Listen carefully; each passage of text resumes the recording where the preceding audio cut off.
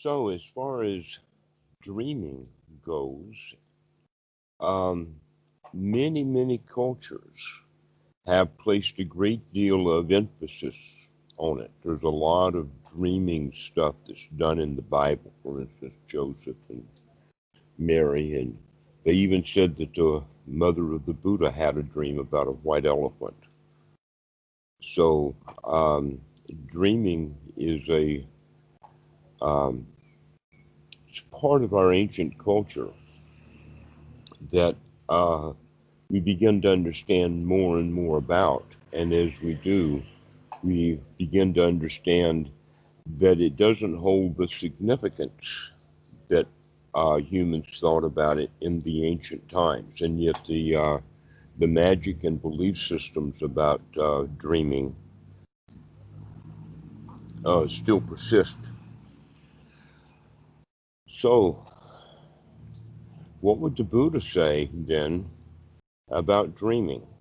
Well, one of the phrases that are used is the phrase of burning by day and smoldering by night.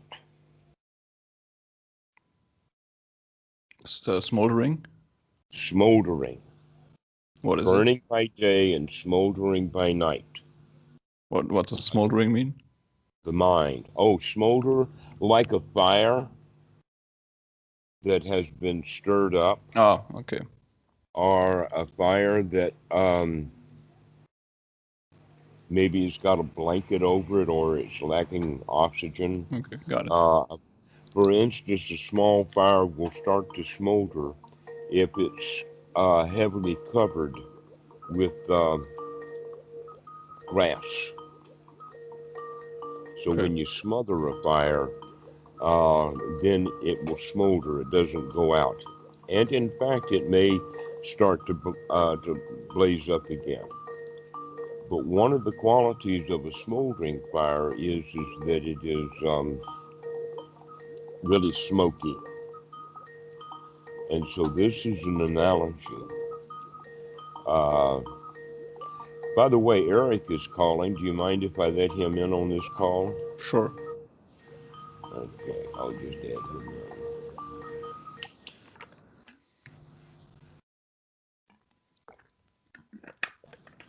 Hello, Erik. This is Hello. Marcel. Hello. He's in Germany. You said Marcelo? Hey, yeah, Marcel. Hi. Hi, nice to meet you.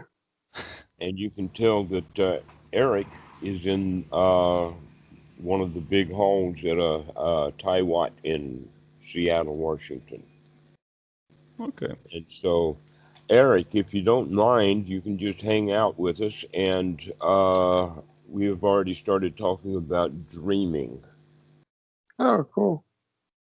And that the way that I'm introducing dreaming is what the Buddha said about it was burning by day and smoldering by night. And what he's referring to there is the ordinary mind that burns with hindrances through the day and then smolders with hindrances during the night. And the smoldering then would be the dreams at whatever level. Either the dreams that we never are aware of or that we forget all about versus the dreams that we wake up out of and they seem really big.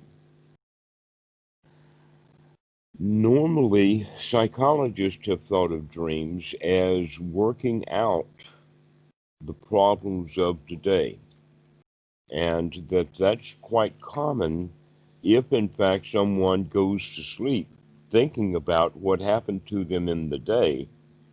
Then, as they sleep, they're continuing to dream about what happened in the day. And many will think of that as kind of problem solving or bringing the mind to a state of resolution or trying to make sense out of the things that happened. But we also know that they don't happen to be about what happened today. That dreams can also be about what happened tomorrow or what's going to happen tomorrow. And that if we're worried about tomorrow and we go to sleep while we've got tomorrow on the mind, then the dreams will have some tomorrow in it. So basically what we look at as dreaming is restlessness when the mind could be at rest.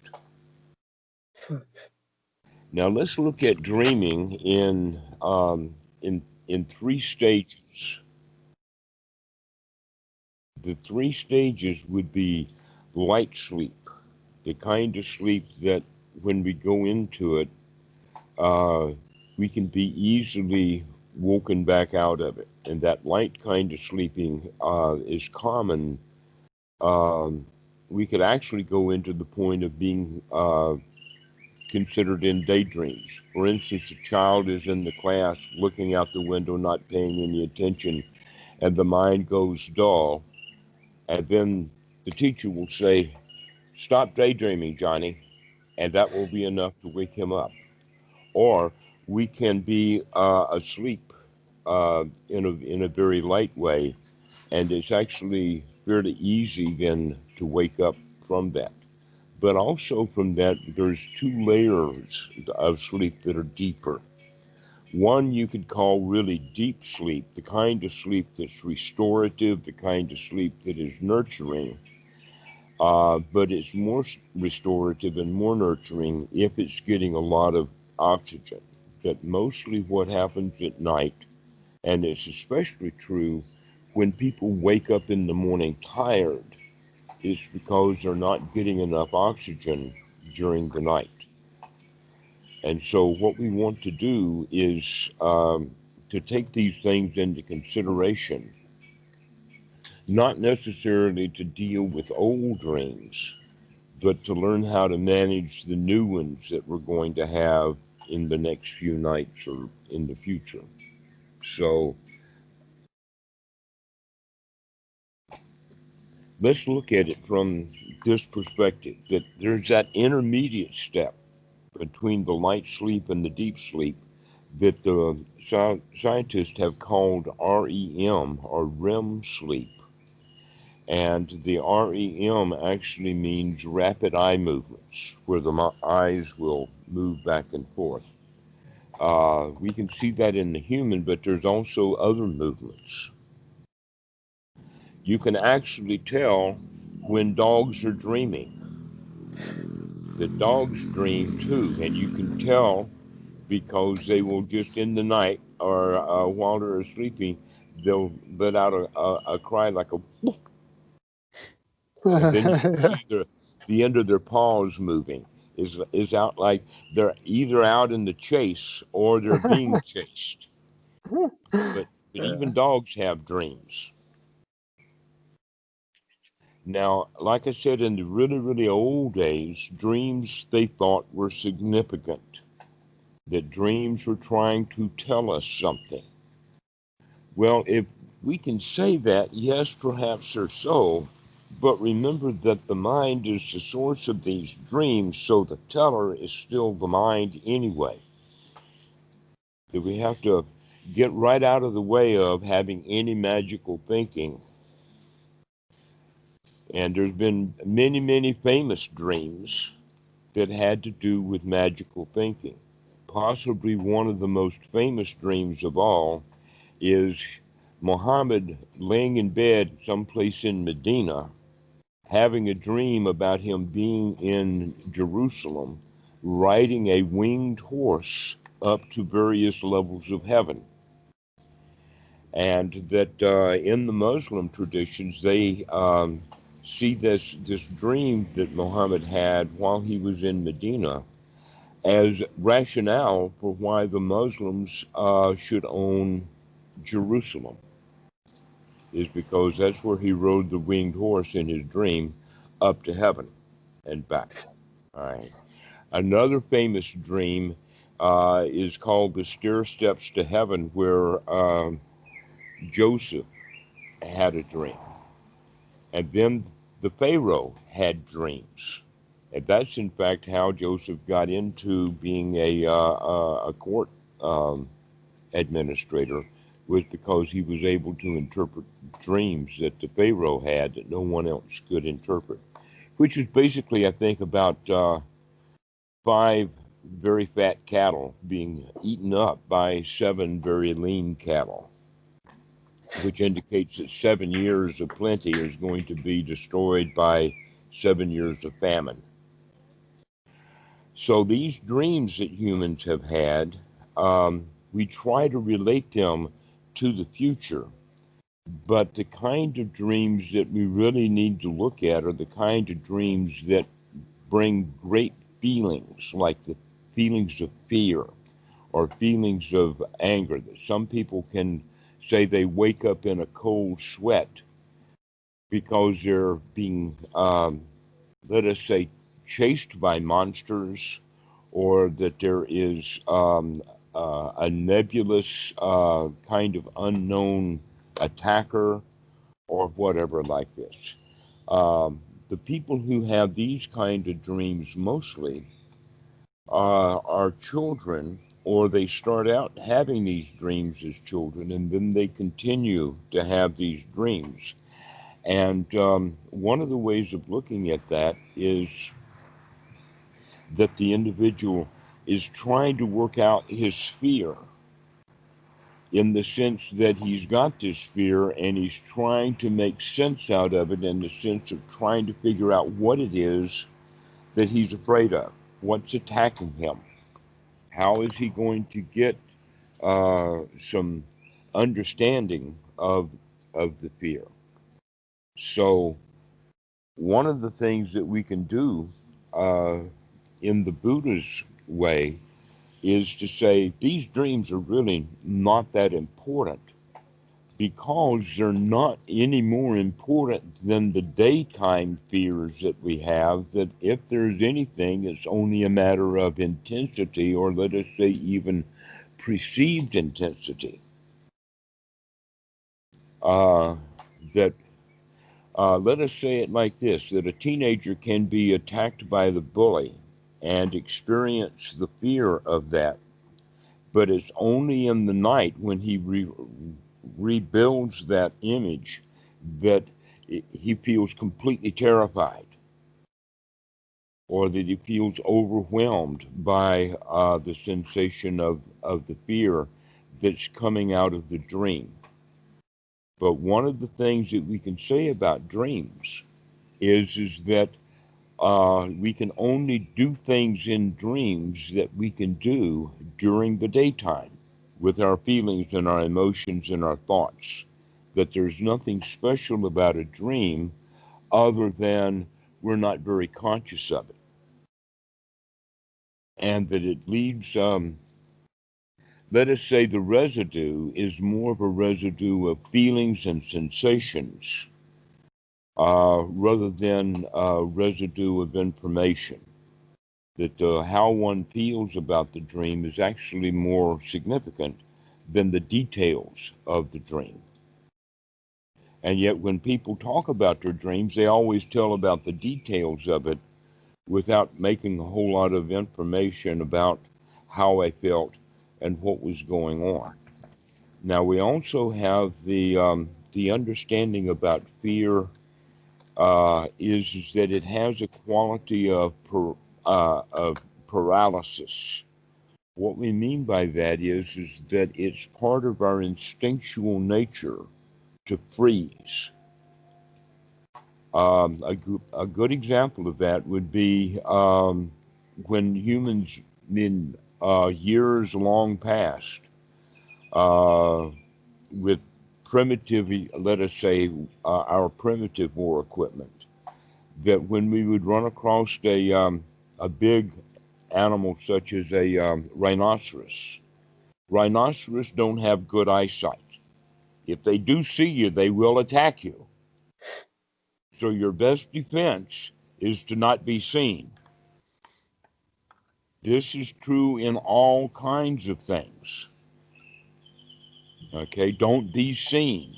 So if in fact you're exposed in the scenery, let us say hiding in plain sight, then the way that you're going to catch the attention of a predator is by moving.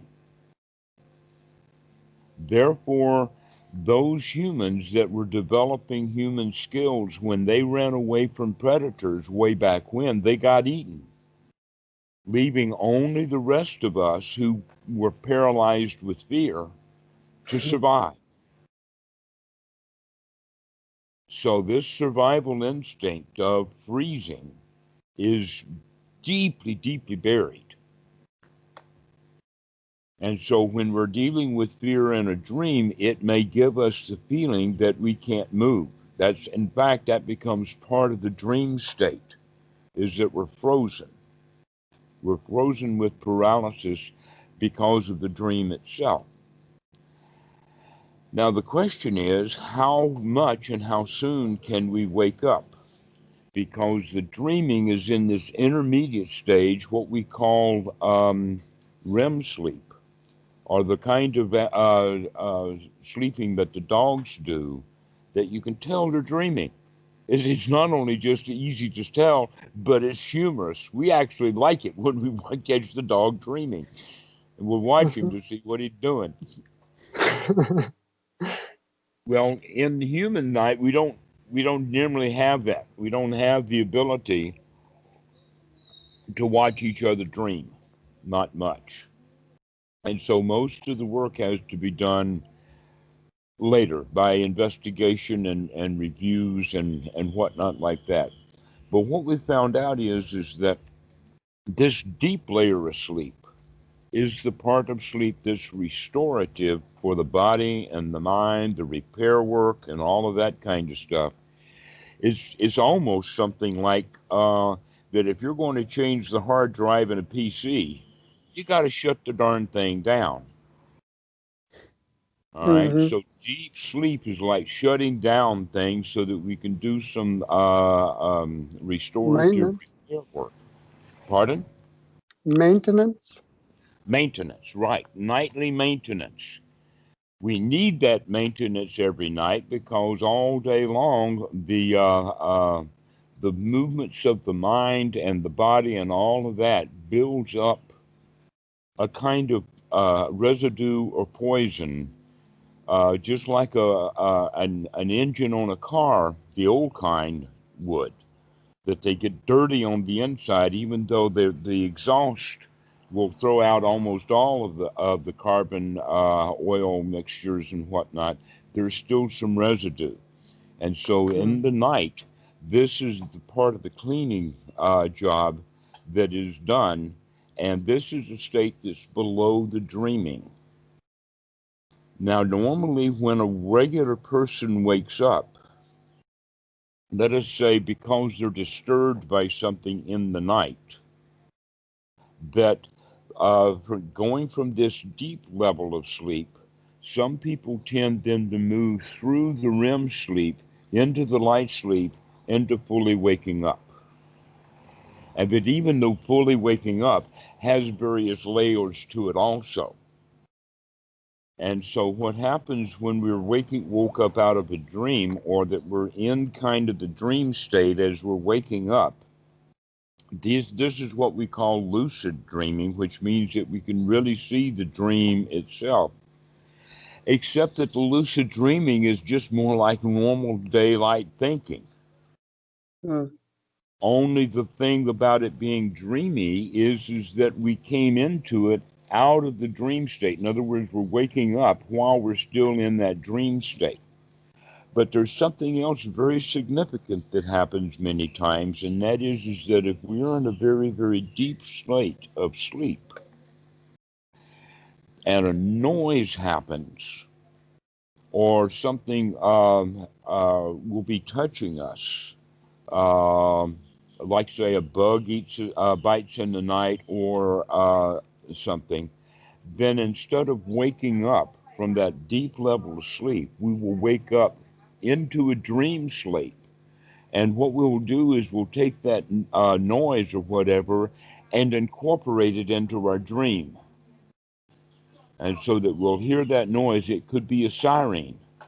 And so we hear that siren and we incorporate that into a dream, and then we wake up to recognize that no, that siren is actually real, that we're not dreaming it. All right. So these are normal functions.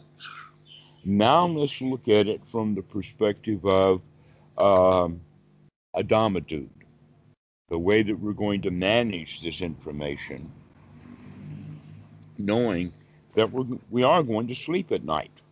We're not going to stop sleeping simply because we had a bad dream. But there's no reason to continue having bad dreams. Or if we have a dream, why should we call it bad? And if we have a bad dream, why should we think it be significant? That in fact, all we're doing in that dream state is the same things that we do during the wakeful state, except that we're not quite as much aware of it because we're asleep.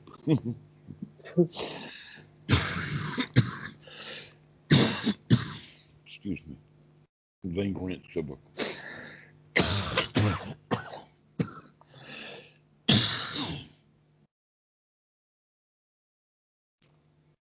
Excuse me. So, for the Dhamma dude, getting ready to go to sleep and having, let us say, some things to do. And the way that we're going to deal with the night, and then the waking up in the morning. And so, before you called, Erik, Marcel and I were discussing the point about when did he start the deep breathing? And he started the deep breathing after the paralysis had ended. That while he was in a state of paralysis, it was hard to get the breathing going. That in fact, if you can remember to do the breathing itself will bring one out of the paralysis. Because the paralysis is not kind of real, the paralysis is just more part of the dream. Being frozen with fear, then the fear is a dream state.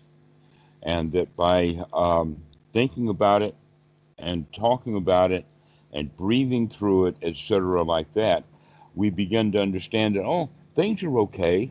That was just a dream, nothing special. But as we progress, we're going to progress in the way of operating so that we can go into a deep state of sleep and then be able to come out of that deep state easily without having to go through the dreamy state in the middle. So that we're able to go from an ordinary wakeful mind into sleep and very quickly and easily go into a deep state, get the restorative qualities that we need, and then wake back up again. And so we're going to start planning on bypassing this sleep state so that when people are practiced, they say, no, don't dream much. And we'll have a dream about once every 6 weeks or a month or maybe 5 or 6 months, or maybe it'll be a year or more before we'll have a dream. Because for one thing, even if there is a bit of dream state, it's not really significant, not important at all. In fact, the only time that dreams have ever been significant is because people remember them. If we have a very, very light dream, or let us say don't spend much time in that intermediate REM state, then the dreams are not going to be much. And so this is the idea. Let's be able to go into the deep state and stay there until it's time to come out. And then we can come out of that deep state easily. The ordinary mind, though, will spend a lot of time in that dreamy state. And it looks like that's because the mind seems to have a problem that it's trying to work out. Einstein remarked that many times he had a math problem or something that he was trying to get a solution for. He even had a thing he called thought experiments. But he recognized that if he could go to sleep and get into really deep sleep, that when he woke up in the morning, because his mind was clean and fresh, that the answer to that math problem would come very easily for him. If we can get the deep sleep that we need, then the mind will function. But if the mind is spending a lot of time in the dream sleep trying to work out old problems that naturally don't get worked out. And almost always these old problems, like I said, some of them are only as old as the day, and some of them are old only because today I'm planning on having a problem tomorrow. But when we begin to get that out of the way, then older things will start to come up in dream form. This also happens, by the way, in a meditation retreat. That the first few days, the student is concerned about the world and how he got into the retreat and what he's not doing now that he did when he was before the retreat.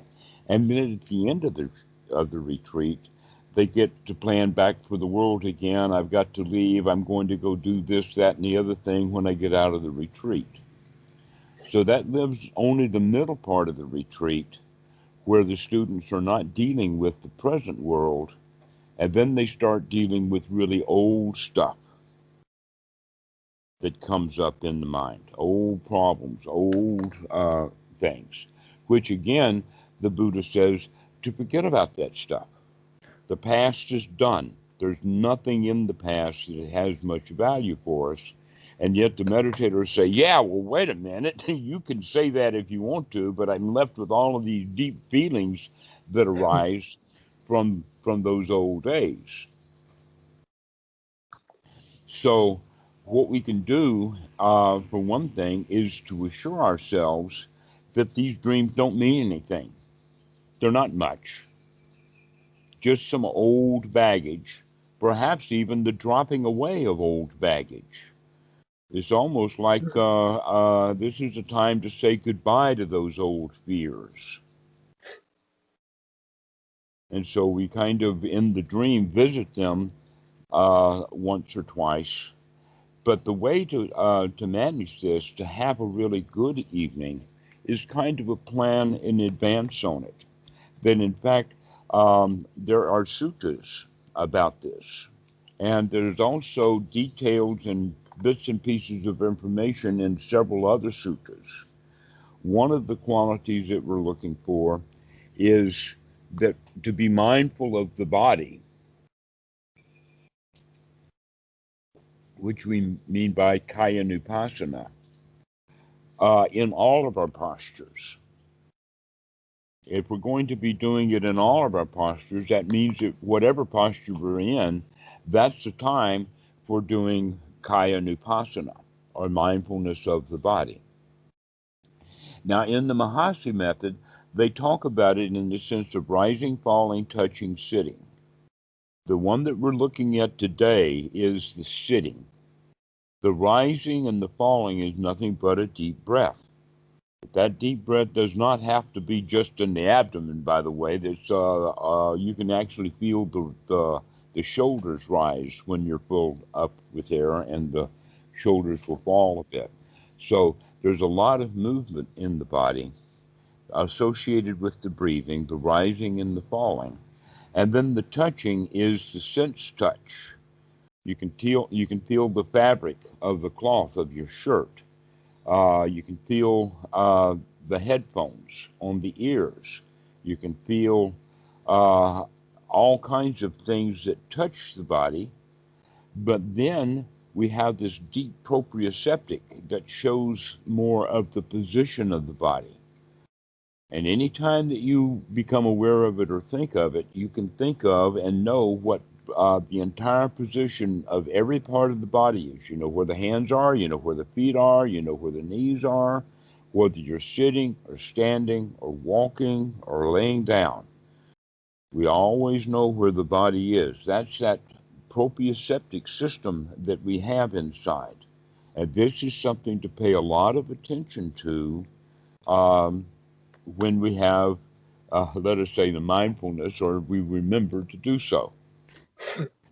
So when we're laying in bed at night, the thing to do is to become aware of the body's posture when we first lay down to go to sleep. It's almost like that when we lay down, we're going to lay down to do anapanasati, except that we're laying down to do it with the intention of getting a good night's sleep, which means to clean out the mind. All right, so cleaning out the mind and telling ourselves tonight's going to be a really, really good night. There's no place to go, nothing to do. Everything is cool and comfortable. Even if I don't go to sleep, at least it will be restful and I've got nothing to do for the next 8 or 9 hours or so. Everything sabai, sabai. That's the Thai word that I like. Just easy going. All right. Easy peasy. Um, Everything is hunky dory. We've got all of these words for it, these childlike words, and we want to use these. You can reflect in the night as you're going to sleep with things like, wow, this is really a nice life. Wow, what a good family I have. Wow, this is a really easy place to live. These are the kind of thoughts to get the mind into a complete state of satisfaction as we drift off to sleep, which means now we're free from hindrances. If in fact we go to sleep thinking about something, then that will leave the mind in a position to continue to dream. In other words, what happens if the mind is spinning as we're going to sleep?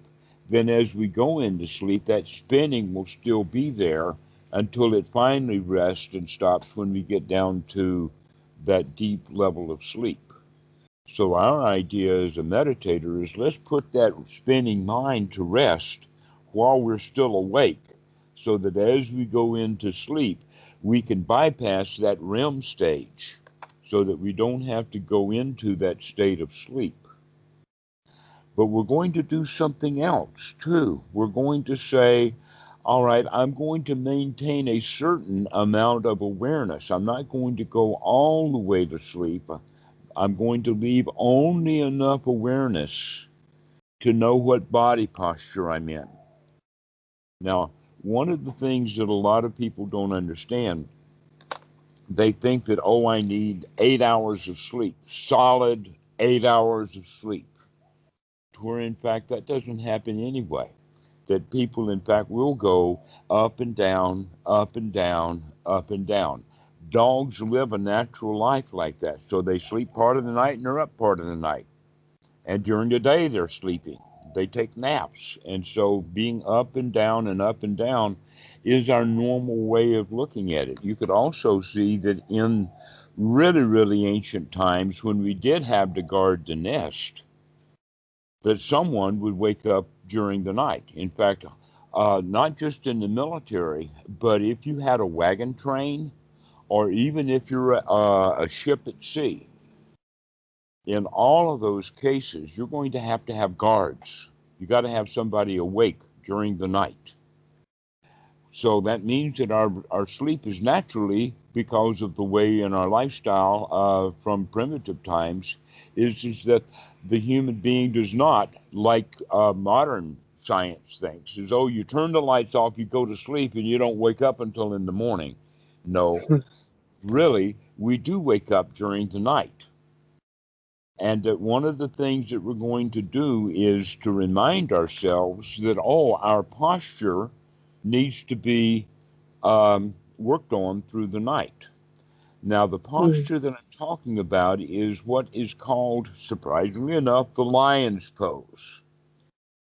And what that means is that you can see the way that the lion lays. He lays on a right side or the left side with his paws out and fully relaxed on his side. Lions very rarely will sleep on their back. and they will very rarely sleep on their stomachs of what you would call the pose of the Sphinx. Lions don't sleep in the pose of the Sphinx, they lay on their side. Now, surprisingly enough, almost all animals who do that, who sleep at night, do that posture. Even the dogs have the posture, but I don't think that it would be auspicious to call it the dog's posture. So we call it the lion's posture.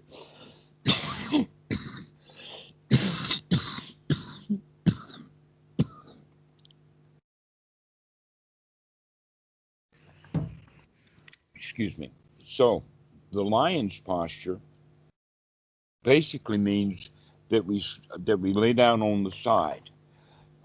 If you Google lion's pose or the reclining Buddha or something like that, you can get a huge number of photos of icons and images and statues of Asia. It's got some characteristics. One is that the knees are bent just a little bit, to where some of them are let us say lionized lion postures. The body is completely straight, but in the sutras it talks about that the legs are, the knees are bent, and that one leg is laying over the other. Because of the camera, I won't show you the feet, but you can put it kind of like this. Okay, that one foot comes out like that, and then the other one will lay over it this way. Very comfortable position. For the head, you can have a pillow or your arm, or in the old days, the monks would use their Sangati robe like that as a pillow to have the head elevated. Because if you're laying on your side and the head is not elevated, then it'll get a crick in the neck. So you want to keep the head elevated. But the important point is that we're going to remember to maintain this posture through the night. So that if we roll over, because it's quite natural for the body to roll over during the night. If you don't believe me, when we talk about it natural, go look at any child. Any child from the age of 2 into the age of 8, 10, 12, they're just all over the bed. But in fact, in the West, for various reasons, they want to put the young child in its own bed, even in its own room, which then leaves the child alone and often fearful. So a lot of childhood dreams that have to do with fear has to do with the fact that the child has been separated from mom and dad. In Thailand, we actually have an 8-year-old. She's a big girl, and she flounders all over the bed, just like a child would do. But she still sleeps in the same bed with us, or she sleeps in the same room with us, because we got 2 beds, and so we're actually mobile as to which bed we're going to sleep in. But the point is that children are just all over the bed. But I want to make also the additional point is that if the child is allowed to sleep with the parents through their childhood, or at least in the same room with their parents, then they do not have so much fear in the night, that they're secure. Mom's right here. And so children who are able to sleep with their parents tend to not then have monsters in the closet. They don't make up things like that to be afraid. But the natural fear of being separated from the parents is the real issue of the fear. The monsters in the closet is trying to make sense out of, why do I feel afraid when I'm alone? So part of our going to sleep then, if we have terrors in the night from our childhood or whatever, we need to tell ourselves not only is this a good night, but that it's a safe place. This is a good place for me to sleep. It's safe. It's secure. Now, you know that inherently, or you wouldn't be sleeping there. So that's not the point that I'm making. It's that we need to have that on our mental plate as we go to sleep, that's our last lunch or dinner of the night, are happy thoughts that are secure, wholesome, healthy. In other words, we go to sleep in that state that is at least closely tied to, if not actually, first jhana, where we're secure, we're safe, the mind is free from the hindrances, and that the body is relaxed and comfortable. All right? And that we want to repeat that little ritual, which takes 2, 3, 5 minutes, it depends, but just lay there. Sometimes it takes a long time. In fact, the more skill in meditation and the more mindfulness you have, the longer it will take you to go to sleep. But that's okay. It really is, because the time that it takes to go into sleep is marvelous moments. And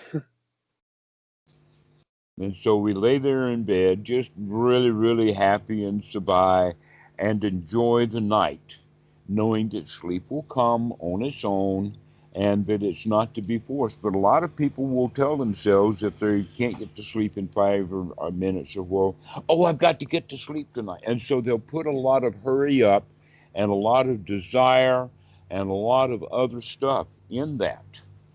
And this is something we have to make sure that, no, we're not going to set ourselves up for bad dreams. We're going to set ourselves up for being completely happy and content all through the night without any need for dreams. So that when we do wake up, we wake up out of that deep state into conscious awareness. Now, there is actually training that has been done through the centuries to promote that. The place that we find this, though, is normally in places like military, like in Zendos, or in Shaolin or Buddhist monasteries where they teach a really active meditation like martial arts. And that's when the master is going to sneak into the dojo with his Zen stick in the middle of the night. And who is he going to hit with that Zen stick? He's going to hit the guy who doesn't wake up upon the Zen master coming into the room. In other words, they do at night the same technique that they do in the Zendo when the students are beginning meditation. When they are not aware that the Zen master is standing behind them, that's when the Zen master is going to hit them with that stick. But if someone is aware that the Zen master is there and give him just enough notice that we know that he's there, an example of that is just sitting up just a little bit. But if you're completely out of it, if you're not watching what's going on, if we are in fact even in deep jhanas, the jhana dude's going to get hit. Why? Because he too is not aware that the Zen master is right behind him, if he's in one of those kind of jhanas. But if he is in fact in the kind of jhana that we're talking about, this first jhana, which is filled with sensory awareness, that we know what's going on around us, then we can wake up in the night to avoid the Zen stick. Because you can naturally understand that the reason for that is that it may not be the Zen master coming in with the Zen stick. It may be the rival king's ninjas coming in. In that case, if you don't wake up, you're dead in your bed. And so this is why it has that quality of the martial arts or of the military, is because in some cases, waking up is a survival issue directly. If you don't wake up, you're dead. That can happen with a predator too. If a predator breaks into the den, let us say that you're in a den of wolves and you're one of the puppies that are laying in the back of the den, and all the other dogs got out of the den and ran away from the predator. Guess who gets eaten? The sleeping pup. That's what gets eaten. All right. So we want to make sure then that we take on this real attitude that sometimes it's important to wake up. And we do. We wake up during the night. So when you wake up in the middle of the night, and you don't have to wake up very much, just enough to recognize that your posture has shifted and that you'll get back into that lion's pose and get yourself all snuggly again and feel really good and comfortable, nowhere to go, nothing to do, and then the mind will drift back into a nice sleep. So this is the method that we're using. Also, whenever we wake up, this is a time, again, for anapanasati. We want to take a few deep breaths because during the night, the breathing will get very shallow. But if you can wake up through the night 6, 7, 8 times during the night, once 30 minutes or once an hour, something like that, and take a few deep breaths, then the body will be able to do the repairs that it has. So it's much better to go from the surface to deep, and then back to the surface and deep, and then back to the surface and deep. But we don't do it like that. We do instead, from the surface, we go down and into this REM state. We stay there far too long. Then we'll go and do a little bit of deep sleep.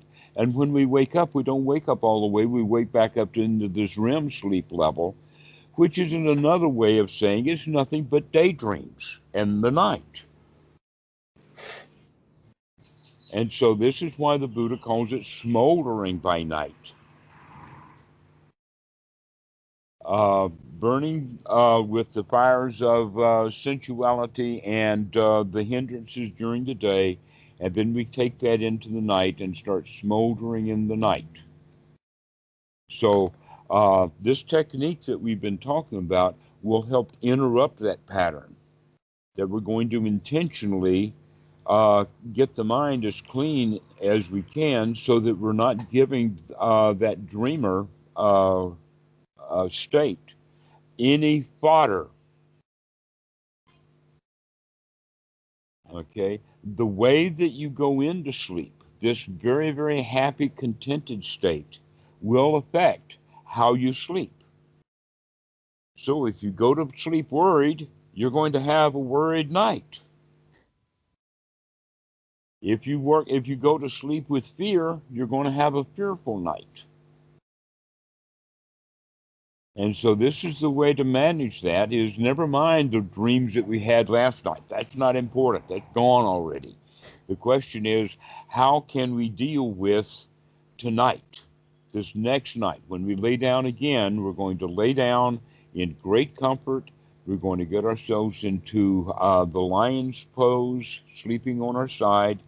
Now, I have heard some say that only the right side is conducive, that the left side is somehow, like left, right, and good, bad. The right is good and the left is bad, that, and so in politics, the left wing is automatically bad people. It's us right-wingers who refuse to change even the dirtiest of our laundry.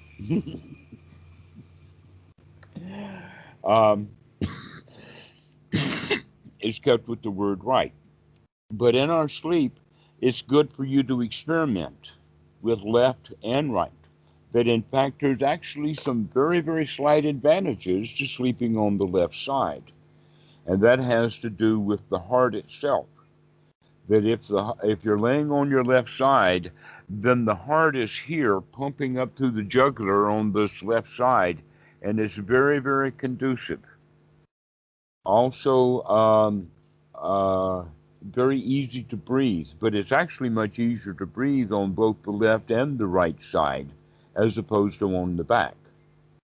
That in fact, you know that when the coronavirus started, and that people were filling the ICUs, and a lot of people were dying with COVID.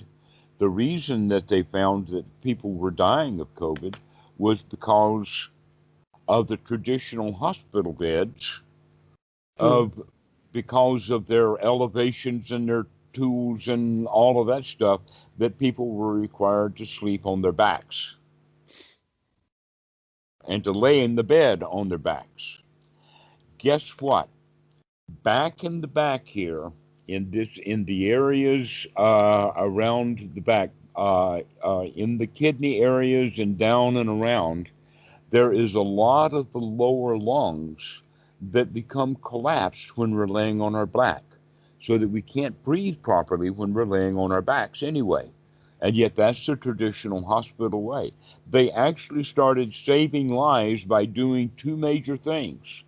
One is to keep the people on oxygen and not put them on ventilators. And number two was to rolling them over on their sides or on, there's another posture that's kind of halfway between laying on the side and laying on the stomach. And that is where you're kind of half propped, but you still get plenty of oxygen. If you're laying flat on your stomach or flat on your chest, then when you're breathing, you've got to move the whole body to breathe.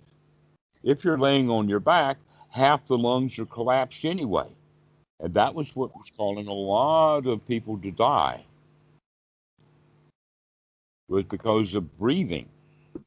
But when they started rolling people over on their sides and giving them oxygen so that what lungs they had left could do their proper job, then the survival rate started to climb again. It was a matter of posture. And the Buddha knew about this 2,500 years ago. And yet we don't talk about it even enough in meditation. Perhaps the first thing that they should do on the first day of a retreat, a lot of them have before the first day of the retreat starts early in the morning. And so the registration day or the orientation day, part of the orientation of the retreat, on that very first talk, they should teach the students how to lay down in the bed for a proper meditation so that they can practice their meditation in all of the postures, not just in the sitting posture. That we want to practice this. And so whatever posture we're in, we should be aware of that posture. Well, how do we do that? Is with this proprioceptive system that we know. When I point this out, every student knows it. If the student is really slow, then we'll say, okay, do this. Close your eyes and take one arm and wave it in the air. And then stop waving it. Open your eyes, look at your arm, and don't you know exactly where it was? You knew where it was before you opened your eyes. You do not have to look at your body to see what posture it's in. There's some deep sensing system that gives us all of that information. And that not only that, but that's what makes us agile, so that we can dance, so that lions can go on the chase. All of that is because the animal knows exactly where all of his feet are, but it's done at a very, very high speed level because it's all happening in the back anterior cortex of the mind. All of this body positions and movements and whatever like that. In fact, there's an additional piece of thing in the mind called the cochlea that has to do with balance. We could not walk. We could not balance ourselves or do anything without this proprioceptive information going to the brain in this area of the brain of balance, so that we know the positions of our body. Because we know this should become part of the meditation all the time, but it's especially important when we're laying in bed at night. The number one thing for us to keep track of is the position of the body, knowing that we, as like started off in children, when we were in the night, we flail around just like the dog does when it's dreaming. And so we need to then start watching the body to maintain its posture, knowing that in the night you're going to roll out of the posture. So you can have the thought, I'm going to maintain this posture and I'm going to wake up if I come out of this posture.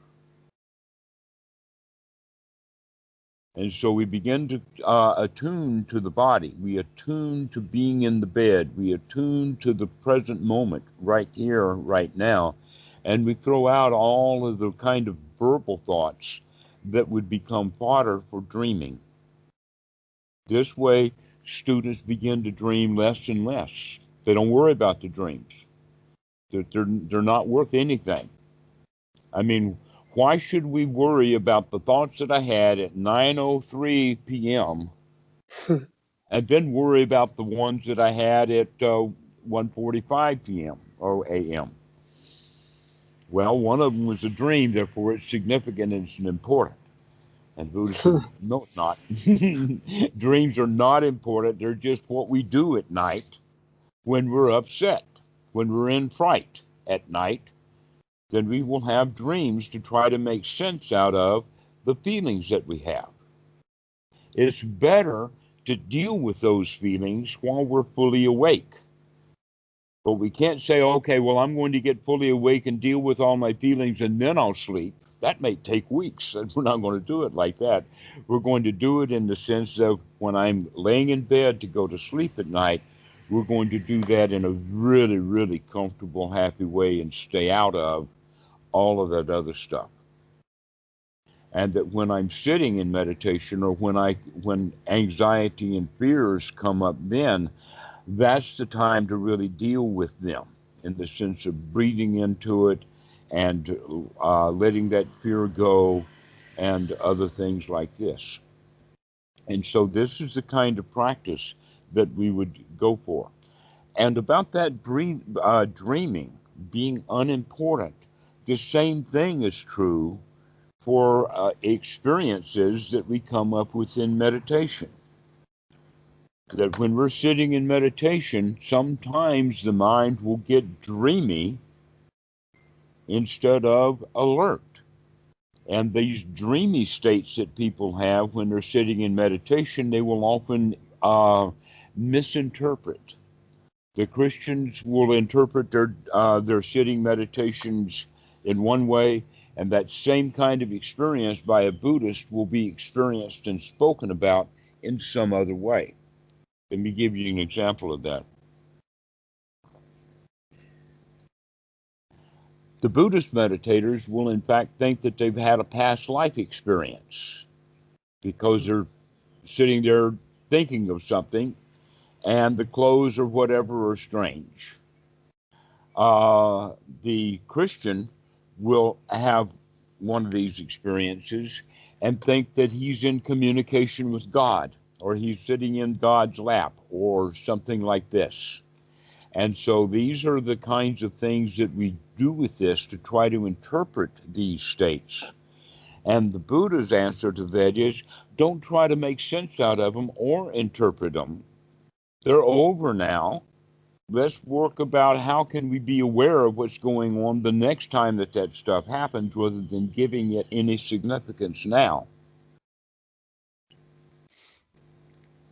So we deal with dreams and past life experiences and meditation experiences all the same way. Just note it, there it is, and let it go. Let it pass.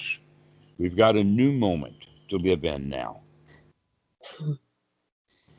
And so always as soon as we wake up, we check our posture, we take a deep breath, and we do that part of Anapanasati, the gladdening the mind. Wow, this is so nice.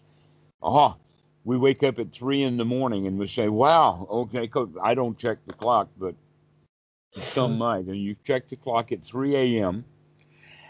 And the answer to that is, I've got another 3 hours to sleep. No place to go. Isn't that marvelous? I can just lay here for the next 3 hours and then perhaps drift back into sleep. Other people will wake up and say, 3 a.m.? I've got to get some sleep. Oh, poor me. Oh, poor me. All right, I'm up in the middle of the night. No, we want to actually because this is quite natural. is to start noting when, in fact, you are not asleep in the night, because you do wake up and then go back, and then you wake up again and go back. And many of us, when we wake up, we don't wake up fully. We wake up only into a dream sleep. That whatever should have woken us up, like the Zen master coming into the room, we just incorporate him into a dream. We have known that for many, many years. And in fact, the first time that I ever became aware of this was by watching the cartoon when I was a child. And it was one of these cartoons to where all I remember is that someone was on board ship having really, really terrible things happen to him. And then in the cartoon, it revealed that some of his friends were tickling his feet with feathers. And he felt that he was walking on fire or something like that. And so this is the example that we recognize, that things will happen in the night, and that we will take those things and incorporate them into a dream, where in fact what we should do is wake up all together to recognize what was that? What was that noise? So that we can tell ourselves, that's okay, there's nothing here worth dreaming about. Let's move back into a deeper level of sleep. And you have an ample opportunity to do this. Both of you, in fact, it's evening time, and especially you. You're in Germany, so you've got a bit of a day left. But whenever you go to sleep, take this new way of doing it. So we're going to be working when we lay down, throughout the night, and then when we wake up in the morning, something new, which is what I was questioning you on in the beginning. And that is, as soon as we wake up in the morning, the very first thing that we want to do is check our posture and to check our breathing. Let's start taking a few deep breaths. The first thing we do, we wake up in the morning, is we'll take a few deep breaths and tell ourselves, my, how marvelous it is to just lay here in bed. Everything is hunky-dory. Everything's sabai, sabai. And then we can wake up and get up.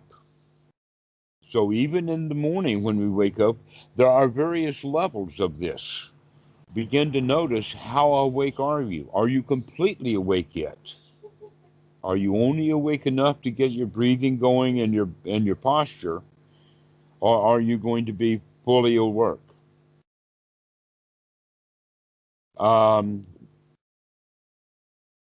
In boot camp in the West, the drill sergeant will come in at 3 minutes before 6 a.m., making a lot of noise, banging his baton, yelling at the top of his lungs. You know this.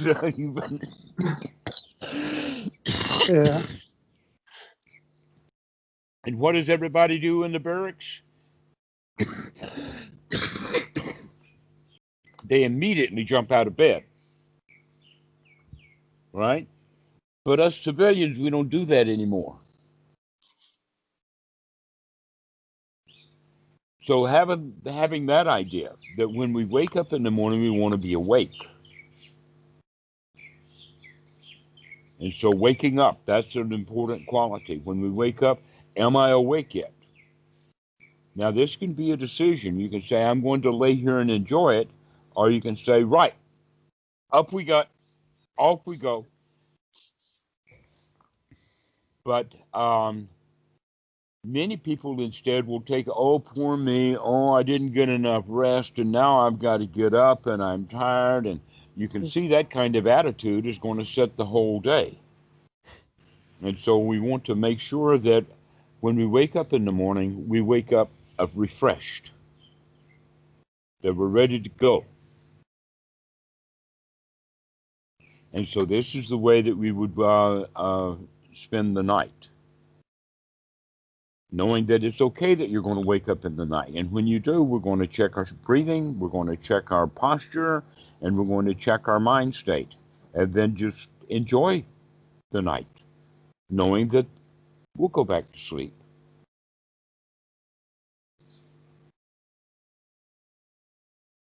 So this is about all that I have to say about it, but we can talk about other postures throughout the day But this one in the night is an important one because we do spend quite a number of hours that way, and most people don't get good value out of their sleep at all. And so when they get sick, it's very slow to get well again. When we're active and tired, we stay tired. We don't get the rest that we need in the night because we spend all our times dreaming, trying to solve problems. And so this new way of sleeping, which is actually anapanasati in the prone position. Now, I know that some masters say, don't meditate while you're laying in bed, but that's not a good point. He's actually making a point that, I want you in this retreat to be here sitting in the meditation hall, not sleeping, lying to yourselves about that you're meditating in the sack. Okay. So I can understand and appreciate that, but we're not talking about being in a retreat and formal practice of meditation. We're talking about how to incorporate our formal practice throughout the day, including how to go to sleep at night, so that the mind is going to be clean and clear enough that it can, in fact, do the job of restoring the body the way that we need. Even though it's going to be interrupted, it's going to be up and down. In fact, this is a good thing to note, to start recognizing that you do wake up in the night. You just don't wake up very much. But now we're going to wake up a little bit more to look at the posture and look at the breathing. To make sure that the mind has not got some work to do. No, it's completely free from nothing to do, no place to go. Just lay here and just enjoy. So, Marcel, do you think that this is going to be of use to you? Yes. Yes. Then I got something to think about than thinking about the fear. Don't think about the fear, not while you're in bed at night. Let that go. Don't think about the content of the dream. Yeah, it's more about the fear of getting to sleep because of what will come or Right, could come. exactly. Right. Don't worry about what kind of nightmares you're going to have in the night, because you're not going. In fact, you're perfect there. Thank you for mentioning that. I didn't think about to say that. If we are worried that we will have a nightmare, you will have one. Yeah. You're actually setting it up. You're Makes programming. sense, yeah. So dreams in a way are actually kind of like the mind's shadow, huh? I could say that, but it's actually most useful to just recognize what the Buddha said was burning by day and smoldering by night. It's just the mind just smoldering. Okay. Just like a fire that's not getting enough air. It just smolders and smokes, but it's still hot. Still burning. All right. Well, let's finish this talk now. I'm thinking that we've got this topic pretty well covered. And it incorporates right into our practice. Nice. In fact, if you look in the room that you're in there, Erik, you will probably find at least one statue of a reclining Buddha. Somewhere in there you will find 7 different statues. One will be the statue of enlightenment, where you've got the snakes over his head. Another one is where he's reclining. There's actually 7 different, and this one Buddha for each day of the week. Okay. And so there will be these 7 Buddhas there, and one of them is the reclining Buddha. I think that one's Saturday, the day off.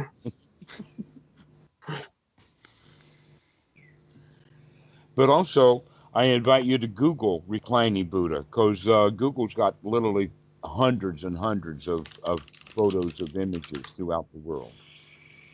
All right. So if there's no more questions about this, I'll end it up. I got another student waiting. Okay. Marcel, Thank you this for has that. been delightful. I've really enjoyed it. Good to see you again, Erik. Thank you very much. Thank you. Bye. All righty. Bye. Bye-bye.